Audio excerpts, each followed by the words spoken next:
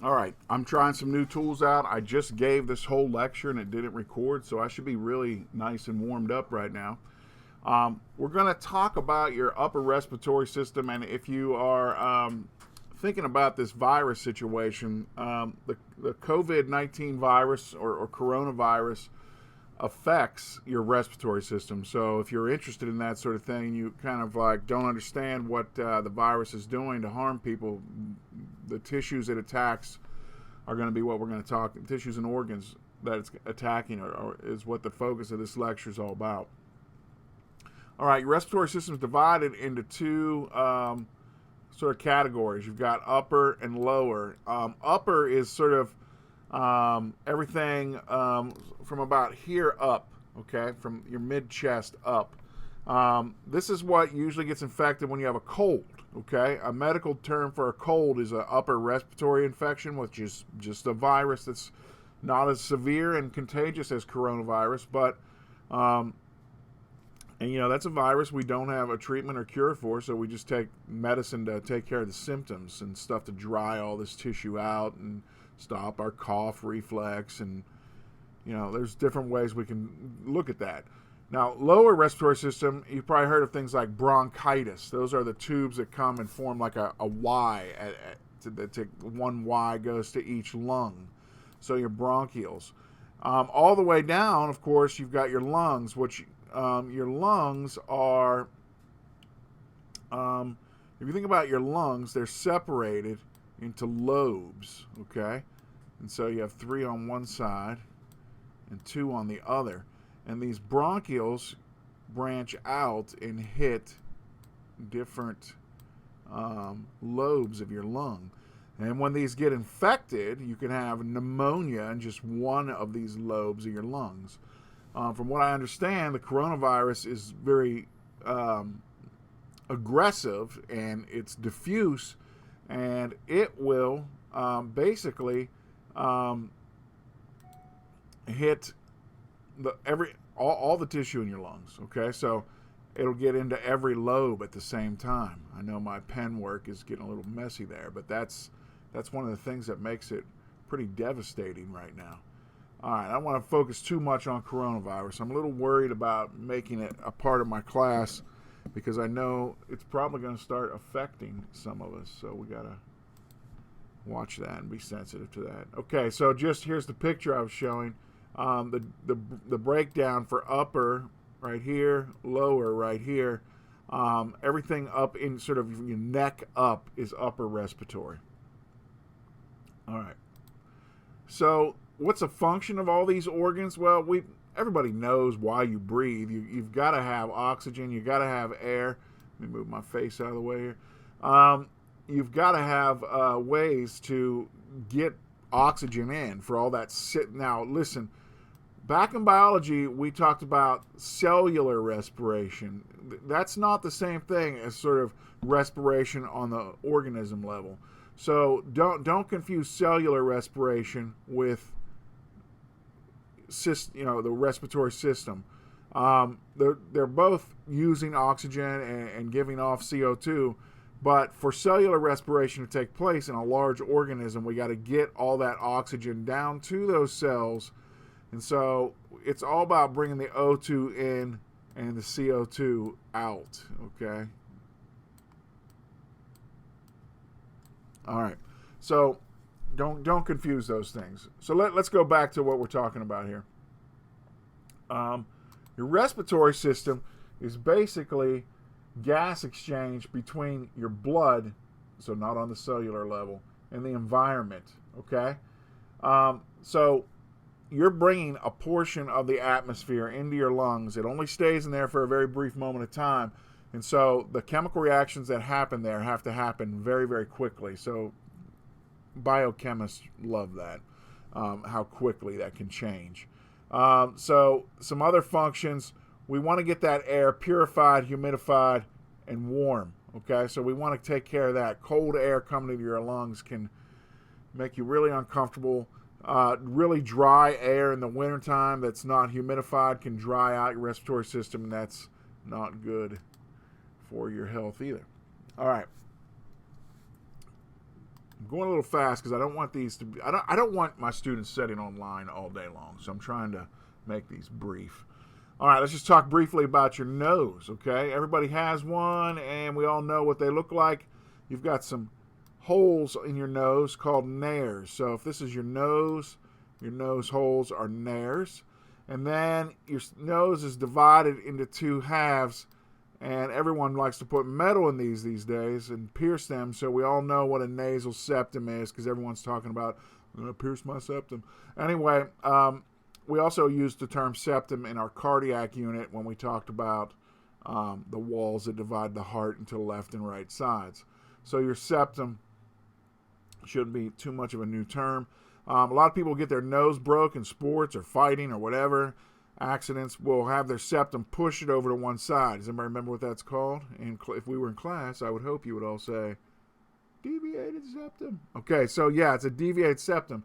And if deviated septum happens, it's pushed over to one side, and it makes it really hard for air to get in one side, and these people can snore, and when they get a cold, they can suffer a lot more than the rest of us because they can't get much air into one side here.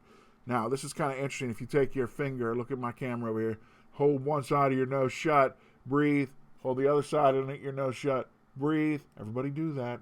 No one's looking. You can do it.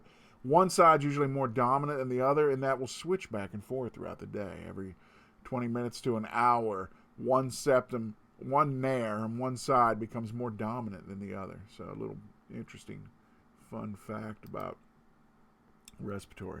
All right, so let's take a look at this picture right here. So right now we're just talking about your nose. So you probably think of the nose as this triangle thing out here. Well, we're going to kind of look at it in anatomy as going all the way back into this area right here. So when you get this coronavirus test, they are actually swabbing all the way back into here, okay? And so they're going to take a stick, like a super Q-tip. I think I gave these to you when we tried to do that bacterial collection lab. And they're going to slide that in there and go all the way back, almost to, the back of your throat. And so your nose and throat are connected. And some people will talk about when they're super sick, they throw up so hard it comes out of their nose. Well, it is connected. And so, that's not kind of pleasant, but this is why it happens, and it really can happen. There are people that get severe heartburn when they're sleeping. The gravity doesn't keep the food down. Food will come up through your I drew that line on the wrong place. All right. Food will come up through your esophagus. People with severe heartburn will wake up with little chunks of food in their nose. So that can be really nasty and painful. So just know that's connected. That coronavirus test, at least one of the present ones, going all the way back in here with a Q-tip, swirling that around, trying to collect as much of those viral particles as we can to go and test to see if those are present inside of your respiratory system. All right, let's clear this off. Go to the next one. Okay. All right, so we just did senses a while back. Just to review that olfactory sensors are on the mucosa up in the upper part of your nasal cavity. Olfactory just means smell. Animals that have a really good sense of smell have a lot more surface area in there. And if you think of like dogs, like bloodhounds that are tracking by smell, they have these really long noses and have way, way, way more olfactory receptors than some other breeds. Also, the inside of your nose is lined with mucosa. Mucosa just moistens air by secreting mucus. And it's sticky. It tracks foreign particles. If you've ever done like construction work or any kind of work in a really dusty environment, coal miners and things like this would have this really bad. At the end of the day, your nose gets all clogged up with stuff. You blow your nose and all the dusty particles, that's what you're blowing out. We want to trap those solids up here, blow them out, and keep solids from getting down in our lungs, because once they get down in our lungs, it's really hard for them to get out. All right. So inside of your nose, you also have these things called conchae, which I'm not going to check myself right now, but I think that means seashell. And it spirals around like a seashell. And when air hits this stuff, it causes turbulence. And you've probably heard of turbulence with, airplane travel. It's when air gets mixed up. Okay? And that allows more surface area. It slows the air down and gives it time to get humidified and warmed up. And it also traps the dust that we breathe in. Okay? Also, your nasal cavity. Here's your nose. This is side view. Chop the head right down the medial plane. Here's your mouth. Okay? So your teeth would be here. You have this separation between the two called the palate. So the palate is right here. A common medical condition is a cleft palate. This is where the palate, a cleft means crack. The palate doesn't fully form, and that can go all the way out to the front of the nose. And a lot of times you'll see babies that have those too. Here is, if I can, here is, I'm having a little trouble here. I don't want a pen, there we go. Here's a web page that kind of shows cleft palate. This is a normal palate right here. You've got a partial cleft palate and you've got a complete cleft palate, and those can go all the way up into the nose. Okay, so I'm just on a Google image search right here. You can see this one right here goes all the way up into the nose. This one here is pretty severe. There's a partial one right here. Here's surgical correction right here. These are very easily surgically corrected. If you look over here, you can kind of see a plastic surgeon will come in, basically sew the palate shut, especially on the lip, and you'll have just a light little scar there. First world countries, that's really well taken care of. Babies that have this in third world countries without good medical care have trouble feeding because babies feed by sucking, and this, it's almost like when you have a hole in your straw. So cleft palates can be pretty bad problem. There are charities that go all over the world and take care of that sort of thing. All right, let's get back to this. All right, so sinuses, okay? In your skull, you do have these hollow spaces. So if these are your eyes, you've got hollow spaces in your bone, like your frontal sinus here. That's one of the easiest ones to see. Look over at my video. Sometimes you go to your doctor, you're like, oh, I have a sinus infection. They'll tap on your head, and they'll go, does this hurt? Does this hurt? That's a way to find out if you have a sinus infection. That's a pretty low-tech test. Everybody wants the highest tech, but we can just do these little checks to see if you have these signs of a sinus infection. And if you got bacteria growing in there, it's this nice little dark, warm, moisturized compartment with plenty of stuff for bacteria to eat. It can be really, really painful. These can fill up with fluid and cause you to have all sorts of complications and pain. So really uncomfortable situation. All right. And you can see that frontal sinus right here. There's a sphenoid sinus right here. And those ones are right in that sagittal plane, so they're easy to see. All right. Let's go on to the next slide. What do sinuses do?